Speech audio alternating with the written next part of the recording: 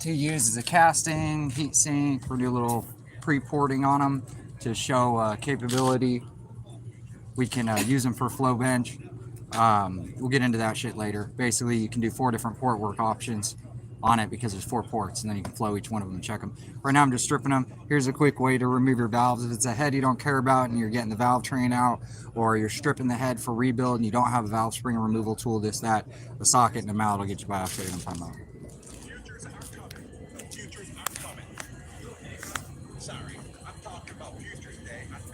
So this head again is a jump casting. It's just for welding up. We're going to clean it up and use it for basically mounting flanges to our welding. But you got the valve springs in here with the retainers. Take this, take a mallet, smack it pretty hard, and retainers will come right out. You put a magnet up in here, get like a piece of tube and put a magnet in it, or use a spark plug socket. It'll pretty much suck them up in there. But when these are trash heads and we're not going to reuse any of the parts, I'll go through and remove the valve train. We're going to end up keeping the rockers, or I'm sorry, the retainers and keepers, just because if somebody ends up needing one, we'll do that. And then if any of these valves are good, they'll get set to the side. They'll get clean, checked, this, that. If they're not usable, they'll go in the trash. Here's all the keepers.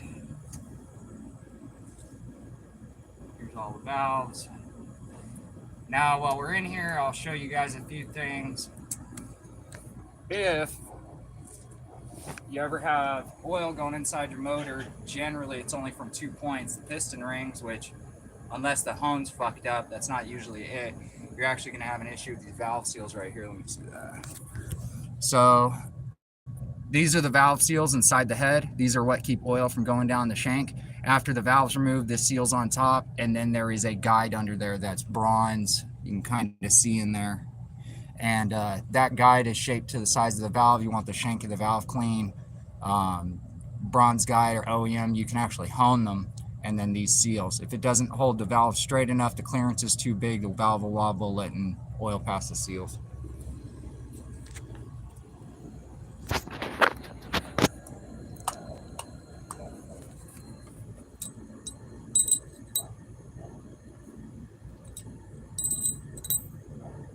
This engine was a oil starved issue. Most of this stuff's not going to get used. This is all trash. There's very few good parts I pulled out of it.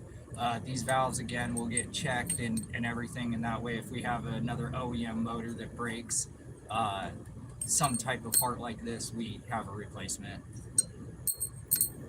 But now we have a stripped head casting we can hot tank and clean and use for mock-up.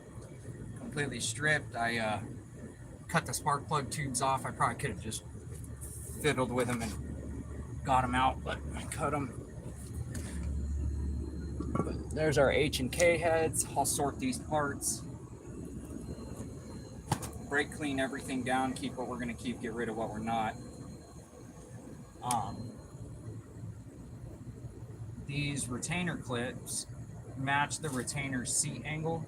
So if you ever get aftermarket valve retainers, not springs, retainers, which most aftermarket valves do require their own retainers, you'll have to check the seat angle. But these retainers are actually good to keep because if you lose one during reassembly, whatever, they don't really wear. You can clean them and reuse them. They're good. Retainers, same type of thing. They're cast. They can crack. The chromoly ones, titanium ones, they even make, I believe, aluminum ones, I think. But we have issues with certain ones cracking. We'll kind of cover that stuff later. Valve springs, stuff like that. The only time, again, we would ever reuse them is like an OEM application where something's fucked up and we're just fixing it. Very rarely does that happen, but every once in a while during, performance stuff, this, that, you might end up, reusing some of this stuff. It really depends. It looks bad right now because we're just sitting in the dirt, this, that, but everything going to the hot tank, get checked, be good. just like you guys, you know, building out of your backyard, this, that. I'm going to show you guys the best way to do it. We've got tarp, plastic, trash bags. When the motors go for reassembly, they'll be cleaned at the machine shop. Come home, they'll be cleaned here. Stuff will be checked. Like I said, this is all trash. Only reason it's getting kept is if you were to call me and be like, hey, I'll tell you what it came out of. You know what I mean? Hey, these retainers, do. If you need them, take them. It's kind of on you at that point. But, hate to say it, but it's all metal. I mean, fatigue, bending, you know, working with them as far as like, as long as you don't bend it, you don't damage it, this, that, go through a motor with a hard life, pull them out. Sometimes they're good, sometimes they're bad. If we had a problem with, say, like a slightly bent valve, go through these, check them. I'm sure at least one of them's good. Might save the day on that car, you know. So we throw at least the good stuff to the side. The junk stuff goes in the trash. The only reason we're even going to go through this to set some to the side is because this engine was running fine. It all of a sudden spun a bearing. So to be honest with you, everything's probably in fine condition. Had an oil pressure problem, probably smoked a bearing, and dude pulled it, and then we came into contact with it. I think we got this motor for like $100 through a friend. So it is what it is. We needed the head casting, timing cover, extra crank pulley. The guides are all new. If you look, there's a ton of knockoff Honda parts online, and when you go buy Honda new stuff, if say you need like this single guide right here, this shit is not cheap. So this is actually like a perfect condition guide. After I clean it up, you'll see there's like 0 wear on it.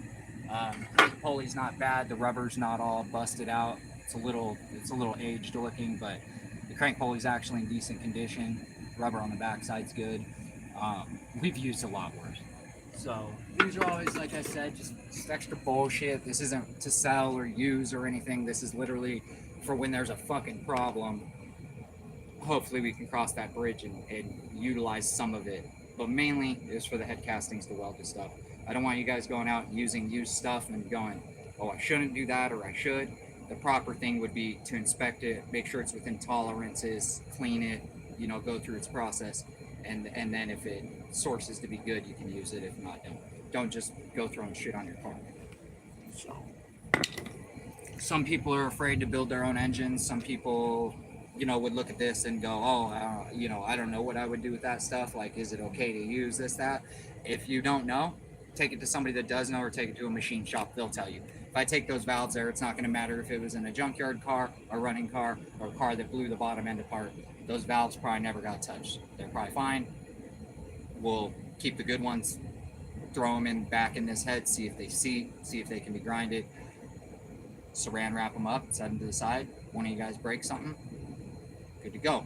We fucking find that we have some weak ass valve springs, or we're changing something, lose a retainer. You want OEM retainers, you're doing a rebuild, you lost 2 of your retainers, shit like that. That's what that stuff is. I think your phone's gonna die. Yeah, it's low battery. There you go. So Harley's car is getting ready to get a motor upgrade and turbo kit.